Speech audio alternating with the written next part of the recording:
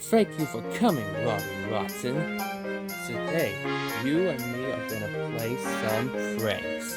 It'd be my pleasure, Senior JC.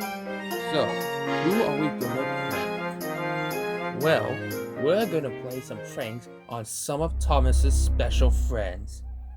So, as you can see right here, I got these brand new shoes with Sid Chain. But, you are gonna fill these with baked beans, which means when she puts them on, you will feel the baked beans. Oh, this will be really hilarious. I would like to see her reaction. Yes, me too. So, you fill these shoes with baked beans, and I'll go look out for Sid. I'll let you know when she's coming. Done and done. Can't wait to see Sid's reaction when she puts these shoes on.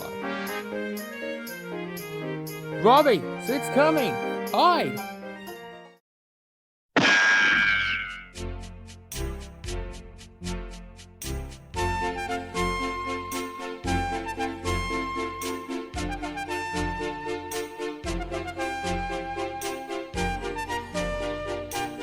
OMG! This will be good. Just gonna put them on.